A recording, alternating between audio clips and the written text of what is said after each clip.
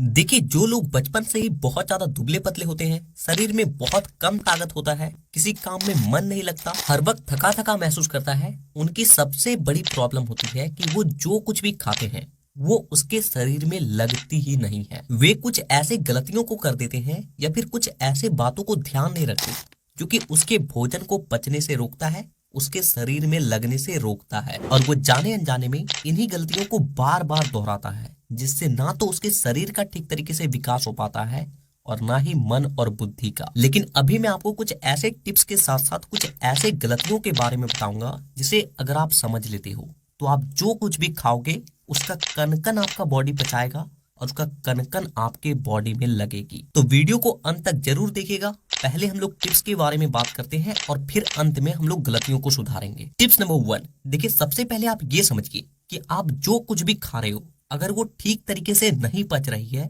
तो आप लाख अच्छी अच्छी चीजों को खा लीजिए, वो आपके शरीर में कभी भी नहीं लगने वाली और आप अपने भोजन को पचने से खुद रोकते हो। देखिए, भोजन को तोड़ने का काम हमारे बॉडी में दो जगह होता है, पहला हमारे मुंह में और दूसरा हमारे पेट में। लेकिन हम लोग इतने जल्दी में होते हैं अपने हेल्थ को बर्बाद करने पे कि बिना चबाए ही खाने को पेट में ले लेते हैं, और जिससे होता क्या है कि वो खाना टुकड़े में ना होने की वजह से पेट उसे धीरे धीरे तोड़ता है और जिससे बहुत लंबे समय तक वो खाना हमारे आंतों में रह जाती है और जिससे वो खाना पचने के बजाय सड़ने लगती है। अब मुझे आप बताओ कि किस सड़े हुए चीज से आपको पौष्टिक आहार मिलेगी? वो तो आपके शरीर को नुकसान ही पहुंचाएगी ना, और अलग अलग तरह की बीमारियों को ही लगाएगी। और इसीलिए आयुर्वेदा में ये साफ साफ लिखा गया है कि हमारा जो एक निवाला होता है, एक बाइट होता है ना, उसे कम से कम 32 बार चबाने के बाद ही हमें पेट के अंदर लेना चाहिए। इससे क्या होता है कि वो खाना 60% तक आपके मुंह में ही पच जाती है, साथ ही उसमें पाचक रस जो होता है वो भी अच्छे तरीके से मिल जाती है, जिससे जब वो खाना आपके पेट में जाता है तो उसका पाचन तुरंत होता है और उसमें जो भी पोषक तत्व होती है उसका कण कण आपका शरीर अवशोषित करता है, अपने आप में एब्जॉर्ब करता है, और जिससे आपका बल बढ़ता है, आपका बुद्धि बढ़ता है। तो अगर आप बहुत जल्दी में भी होते हो ना तो कम से कम अपने भोजन को अपने मुंह में इतना चबाओ कि आपको अपने आप में ये एहसास हो कि वो भोजन टूट चुका है। नहीं तो आप लाख अच्छी अच्छी चीजों को इंगल लीजिए, वो आपको फायदा पहुंचाने के बजाय उल्टा नुकसान पहुंचाएगी। तो पहला बात यही है कि भोजन को अच्छे तरीके से चबा कर खाओ।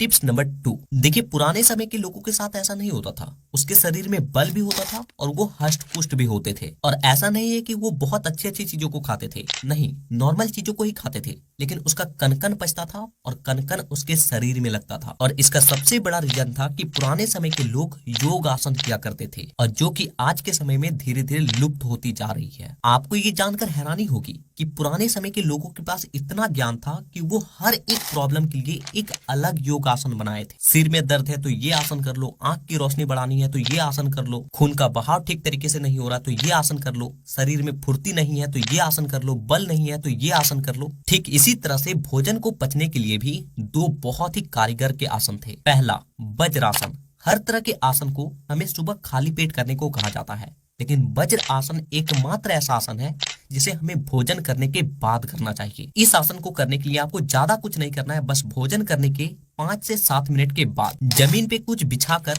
अपने पैरों को पीछे करते हुए कुछ इस तरीके से बैठ जाना है। ध्यान रहे कि इस आसन में आपका रीढ़ का हड्डी पूरा सीधा रहेगा। इस आसन को करने से आपका जो कुछ भी खाना है वो आहार नली से होकर पेट के बॉटम में चली जाती है, जिससे पाचक रस उसमें भरपूर मात्रा में मिल पाती है और भोजन अच्छे तरीके से टूटता है और उसका कण कण पचता है। तो इस आसन को आपको ज्यादा नहीं, भोजन करने के बाद 5 से 7 मिनट तक करना है। इसके बाद जो हमारा दूसरा आसन होता है उसे कहते हैं पवन मुक्त आसन। इसे आपको सुबह खाली पेट करना है। इस आसन को करने के लिए आपको ज्यादा कुछ नहीं करना है, बस आपको अपने पीठ के बल जमीन से लेट जाना है और अपने दोनों हाथों से अपने पैर को जकड़ते हुए घुटने को अपने नाक के पास लाने का कोशिश करना है, और इसी तरीके से पकड़कर ज्यादा नहीं, 1-1 मिनट के 3 सेट लगाने हैं। आप कुछ दिन इन 2 आसनों को कर कर देखिए, आपको खुद अपने आप में ये एहसास हो जाएगा कि आप जो कुछ भी खा रहे हो उसका पाचन बहुत तेजी से हो रहा है। साथ में अगर आपको कब्ज और गैस का भी प्रॉब्लम है तो उसमें भी ये 2 आसन बहुत ज्यादा हेल्प करता है। टिप्स नंबर 3, अब मैं आपको 2 ऐसे होम रेमेडीज बताता हूँ जो कि आपके भोजन में से कण कण निकालकर आपके शरीर में लगाएगी। सबसे पहले रेमेडीज को बनाने के लिए आपको ज्यादा नहीं, केवल 10 से 15 रुपए का खर्च आएगा। आपको क्या करना है कि 10 रुपए का आपको जीरा लेना है और उसके साथ आपको 5 रुपए का काला नमक लेना है। और इसके बाद आपको सबसे पहले जीरे को अच्छे तरीके से तवे में फ्राई करके एकदम गर्म कर लेना है और उसे मिक्सर में पीसकर उसका पाउडर बना लेना है। और उस पाउडर में आपको अपने अनुसार, अपने टेस्ट के अनुसार काला नमक मिला देना है। और इस चूरन को आपको रात को डिनर करने के बाद सोने से पहले 1 गिलास पानी में अच्छे तरीके से घोलकर घूट घूट करके पी जाना है। कुछ दिन इस चूरन का इस्तेमाल करने से आपका जो भोजन आपके आंतों में जाके सड़ रहा था, जिससे गंदी बदबू आ रही थी, वो कन कन पचने लगेगा और कन कन आपके शरीर में लगने लग जाएगी। दूसरी रेमेडी में आपको क्या करना है कि जब आप बहुत ज्यादा भोजन कर लेते हो, बहुत ज्यादा हैवी खा लेते हो, तो उसके बाद क्या करना है कि अपने नाखून के आकार के बराबर एक छोटा सा अदरक का टुकड़ा लेना है। और जैसे ही आपका भोजन समाप्त होता है, उसके 5 मिनट के बाद उस छोटे से अदरक के टुकड़े को, जिस तरीके से आप चॉकलेट को खाते हो, ठीक उसी तरीके से आपको उसे अच्छे तरीके से चूस चूस कर खा जाना है। अदरक का टुकड़ा क्या करता है कि आपके पाचक रस को बहुत तेजी से रिलीज करने में हेल्प करता है और जिससे आपके भोजन पचने की जो गति होती है वो दुगना हो जाती है। टिप्स नंबर 4, अब हम लोग बात करेंगे कुछ ऐसे गलतियों के बारे में जो कि आप कर रहे हो, जिससे आपका भोजन ठीक तरीके से नहीं पच रहा है और वो आपके शरीर में नहीं लग पा रही है। सबसे पहली गलती कि खाने के साथ साथ पानी पी लेना या फिर खाने के तुरंत बाद ही पानी पी लेना। देखिए, हमेशा हम लोग को भोजन करने से आधा घंटा पहले और आधा घंटा बाद ही पानी पीना चाहिए। और ऐसा इसलिए क्योंकि जब आप भोजन करते वक्त ही पानी पी लेते हो या फिर भोजन करने के बाद पानी पी लेते हो, तो आपका जो पाचक रस है वो पानी में घुलकर उसका जो ताकत होता है वो कम हो जाती है और जिससे वो आपके भोजन को ठीक तरीके से नहीं तोड़ पाती और जिसके चलते वो भोजन आंतों में बहुत देर तक पड़ा रह जाता है और वो धीरे धीरे कर सड़ने लग जाती है। इसीलिए इस बात का हमेशा ध्यान रखें। दूसरी गलती, गलत तरीके से बैठकर खाना। आपको ये जानकर हैरानी होगी कि पुराने समय के लोग हमेशा जमीन पर बैठकर खाते थे। पता है क्यों? क्योंकि जब हम लोग जमीन पर बैठकर खाते हैं तो हमारा रीढ़ का हड्डी पूरा सीधा रहता है और जिससे भोजन आहार नली से होकर डायरेक्ट स्टमक में पहुंचती है, जिससे भोजन खाते वक्त ही वो पचना स्टार्ट हो जाता है। लेकिन आज के समय में हम लोग बेंच पर बैठकर खाते हैं, जिससे हम लोग का रीढ़ का हड्डी तो टेढ़ा रहता ही है, साथ ही हम लोग अपने पेट को भी अंदर की ओर दबा लेते हैं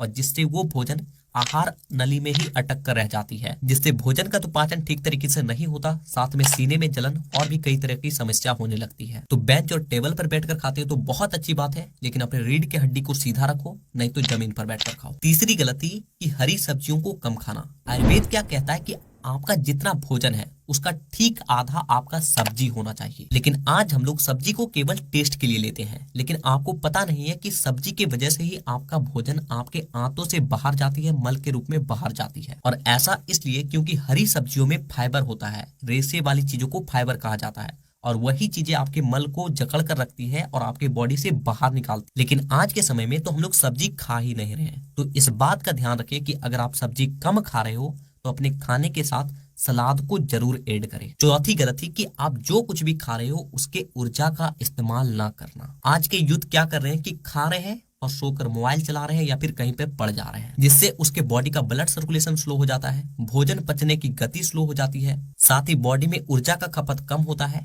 इसलिए बॉडी भोजन में से पोषक तत्वों को निकालना ही बंद कर देती है। इसलिए जितना आप खा रहे हो उतना अपने शरीर को खटाओ भी। कुछ काम नहीं कर सकते तो वर्कआउट करो, एक्सरसाइज करो। पांचवा गलती, बहुत ज्यादा मैदे से बनी चीजों को खाना या फिर तेल से बने चीजों को खाना। देखिए, जो भी ऐसी चिकनी चीजें होती है वो आपके आंतों में जाकर इस तरीके से चिपकती है ना कि ना तो वो पाचक रस को ठीक तरीके से रिलीज होने देता है और ना ही आपके भोजन को आगे की ओर जाने देता है। साथ ही साथ आंतों में जो छोटे छोटे छिद्र होते हैं जिससे भोजन से पोषक तत्वों को खींचा जाता है, उन्हें भी ऐसी चीजें जाकर बंद कर देती है और जिससे आपका शरीर भोजन में से ठीक तरीके से पोषक तत्वों को खींच ही नहीं पाता। इसलिए जितना हो सके मैदे से और तेल से बनी चीजों को कम से कम खाएं और अगर खा भी रहे हो तो अपने भोजन में सब्जी यानी कि फाइबर की मात्रा को बढ़ा दें, क्योंकि फाइबर ही एकमात्र ऐसी चीज है जो कि आपके आंतों को, आपके पेट को अंदर से डिटॉक्स करती है, सफाई करती है। तो ये कुछ टिप्स थी और कुछ गलतियां थी जिसे अगर आप केवल ध्यान रख लेते हो ना तो आप जो कुछ भी खाओगे